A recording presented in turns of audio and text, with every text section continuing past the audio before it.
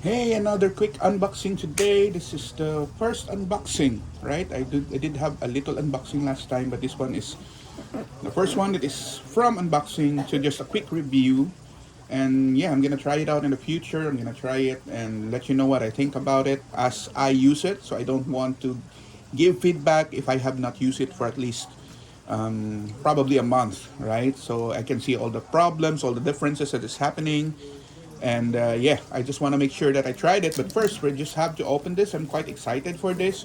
As you see, I do use Logitech wireless Bluetooth keyboard. It has served me for a lot of years and it's good. And you know, in my channel, I'm I really love keyboards, right? So I collect them. But mostly, the main purpose that I fell in love with keyboards on the first place is that I needed a special kind of keyboard for my RSI. I did have it diagnosed before, a repetitive strain injury, and then I did have a carpal tunnel on this hand. It locked up. I can't really close my hands at that time. It was really painful as well. But it was resolved by physical therapy and some medicines, right? So the doctor advised me to stop using the computer, which I couldn't do. But if I did have to do it, I must be able to have ergonomic stuff to be able to help me with working long term on my table. And I have to make sure that my keyboards are well placed, the height of the keyboards are good.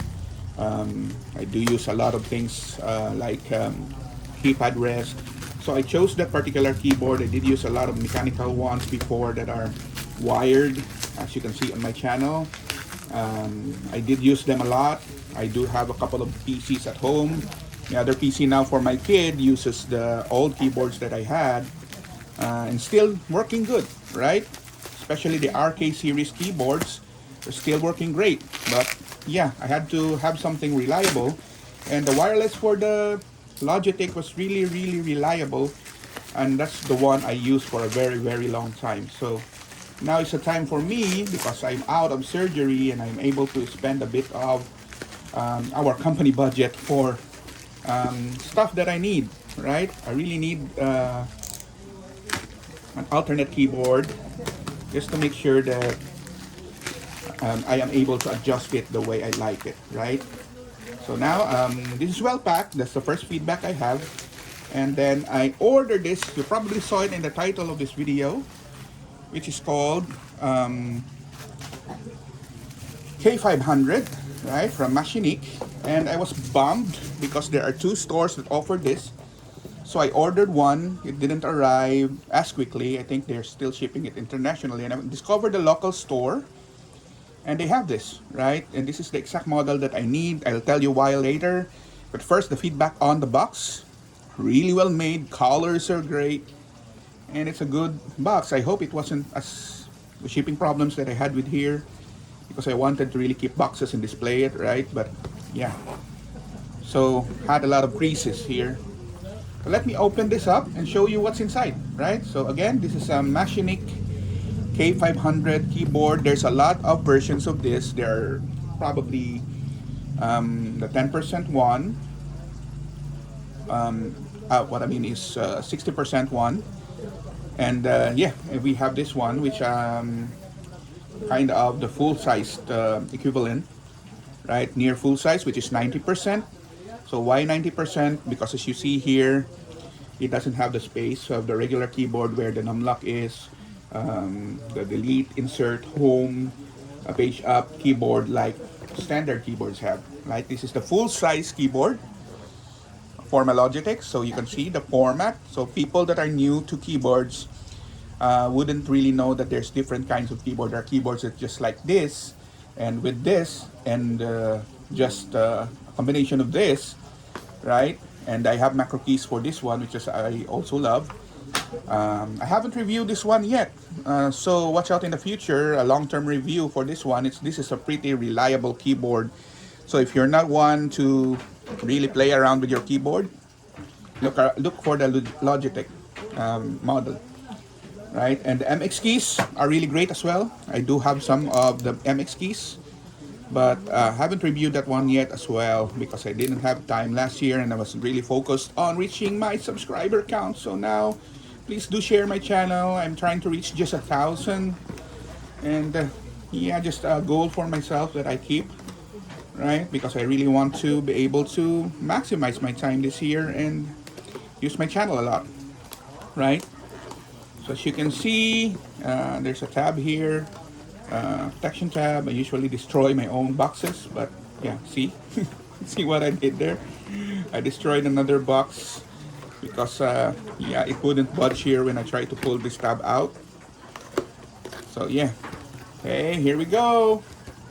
Here we go. Right, so the experience of just opening up the box. Okay, so pretty standard box. Colors are great, the prints are great. There's a foam to protect your keyboard, the keyboard itself, right? So I'm gonna put it under, show you that later, so you can see what's included. This cable here, the keyboard cable, so you can use it plug and unplug, right? So it's a wireless keyboard. Make sure you have the W here because, as I said, there's a lot of versions of this. So this is a 94. Usually the numbers after the B is the type of keyboard they are in. So the numbers indicate how many keys they are, right? So, and then W for wireless. So if it doesn't have W, it's not wireless. But this one, I ordered wireless because I like a neat table. But it also includes this charging cable, and also you can use it wired. What else is included? A sample switch, a brown extra switch, a switch puller, and a keycap puller. So those that are new to customizing keyboards, you can replace keycaps, and you can replace the switches themselves, even the boards if you have that option for your keyboard. And then lastly, you have the manual, as I showed earlier. So I usually keep this on my desk underneath my table. So let's just close this one up. Right, I'm gonna shoot a photo of this later after this video. Yeah, I'm just gonna keep it really tidy, although I destroyed this box. Right, this one wasn't really budging. I cut it the wrong way anyway. Right, so I'm just gonna fix that up first. Okay, sorry for that. Okay, there you go. Let's put it behind there. Okay, there you go. And then we have the keyboard. Okay, so let's see. This is in a perspective of just a regular user. Okay, so there you go. The colors are awesome. Yeah, I didn't want to change the keycaps on the get-go. I wanted to use it as default. So the look here is not the gray kind of look that you had with the classic keyboards that are from probably 80 years ago. It's not that kind of gray. It's an elegant kind of gray, right? And this one is really white, similar to the milky white that I had reviewed, the PBT keycaps. Similar to that. The finish is quite powdery, as you may say. So in between glossy and matte. And the orange here is really awesome, which is kind of my taste this year. I used really orange, as you see on my last videos. I did have the Red Dragon one, which has the same, almost similar color. But this one has a better color than that, right? And then on the front, we have this kind of leathery plastic feel. And then again, a logo here for the keyboard. I hope manufacturers started putting their logos at the back, right? Because I want to have my keyboard really clean. But this is not a problem for me because I'm gonna cover it up anyway with the keyboard rest. But yeah, for the companies out there, put your logo on the back. It looks better that way. We want neat tables. So on the left side, we have some charging cable, charging slot, I mean, USB-C. And then you can attach your cable here. And because this is angular, this will look great on your desktop, right? And then on the right side, nothing, okay? On the back, they have a really huge K500, and if you look at this color, the typography of this logo, and the style, it looks like it's from Gundam. I'm also a Gundam idol here. I mean, I like Gundam, right? So I collect them before. I had it on my table, but it's just not neat, so I have it in my room now for my kids. So they're the one using it. So that's basically it for that area. On the front, you have the indicators here, right, for the mode and the caps lock, right? And on the back, you have again the 2.4 gigahertz plug. So meaning you can use these two ways, a 2.4 gigahertz way and the Bluetooth way. So that's two.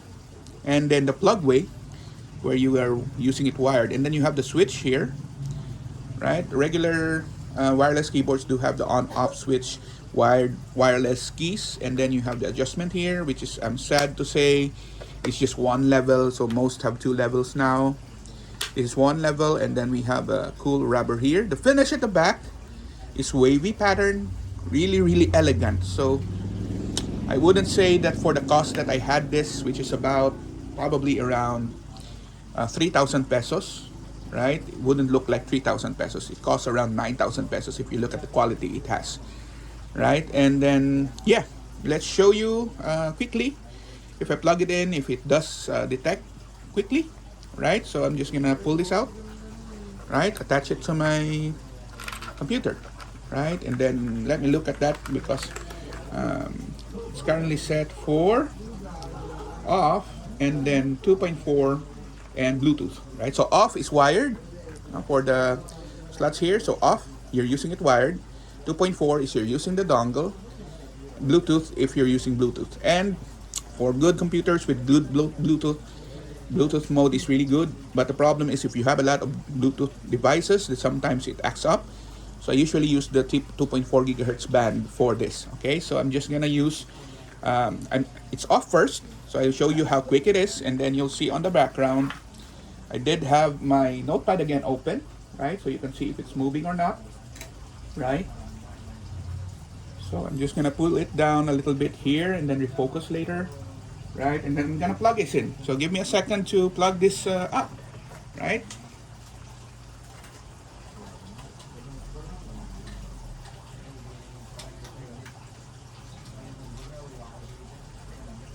Okay, so it's plugged in. Should blink, right? So the computer blink. It's probably installing the drivers. So I'm gonna turn this on. Right, if you know I'm quite slow. I do use my wheelchair. So 2.4 is on this side, right? So it's now lighting up again. Surprise, surprise! It has RGB, right? I don't use RGB as much now as before, but having this feature in is good enough. Right, if you need those kind of RGB stuff, it out to rest itself. Right, so now I'm gonna just try to use this keyboard quickly. That took almost a second, right? And it's working. No latencies at all, as you can see there. I'm just gonna focus on that screen, right? And you can see there's no latency, right? So I'm just gonna adjust the camera a little bit so you can see how speedy it is. You're still gonna hear the clicky-clackety sound anyway. Right, and just I'm gonna zoom in. Yep. Okay, let me adjust that. Let me refocus. Okay, so I'm just gonna use this keyboard. I'm still gonna hear the sounds. Alright, so I highlighted and then I deleted. See, there's no latency, there's no delay. No delay at all. So this is a pretty good keyboard. So now I'm gonna show you how it sounds, right? Show you how I click it and you hear how it sounds. So the spacebar sounds like this. This is default brown keys. And you have an option of blue and red as well. So enter key, shift, okay, escape, back. Also the numlock when it's activated is red, right? And then yeah, the shift keys here, escape, caps lock, tab, right? And then the regular keyboards. Sounds great. Sounds great. So yeah, continue to like and subscribe to my channel. I'll do a couple of more reviews of things that are affordable but really good quality. But this time I do have inserted some perspective in terms of those who are paraplegic like I am. I having spinal cord injury last year. But hey, it doesn't affect the way that I would work now this year after my surgery. So I'm still able to work on my desktop. I had it set up now. It's not finished yet. But hey, look at this. Okay. This keyboard, why I chose this is first, it's really compact. So I don't have to extend a lot of my fingers. So if you compare here, because I need things to be easily in reach, right? Because I really don't have to move a lot of my myself on my wheelchair. So standard keyboards are good, but this is pretty hefty, pretty heavy, and I do have to spread my fingers. I have large fingers for a 6'2" person, and I sometimes have a hard time stretching it this way, and when I have PT, it really hurts. My fingers hurts. So yeah, it's gonna improve in the future, but for now I need something that's really compact. So as you compare here, this is the full-sized one. So this is the new one that I have, the 90%. And it's pretty standard in terms of the placement of the main keyboard, as you can see. But the stretching to the numpad and the arrow keys are compact. So they're compressed together. So it works better for my fingers, okay? So that's why I chose this. Okay, so I had a hard time choosing this. I was really selecting this from December. I wanted to gift this myself, but I haven't had a chance to look into a model that best fits my needs and the price and the look. So this is the one I chose for the price, for the look, and for the functionality. So yeah, if you need a new keyboard and you need something that works for you, same as mine, same as I do, then get this one from Machenike. It's a K500. It's pretty much available everywhere around the world, and you can have it shipped to you. And basically that's it. So let me know what you think about this keyboard. If you have questions that I haven't addressed in this video, I'm gonna shoot another video a month from now, how it performs, how it is a month later. So thanks for watching.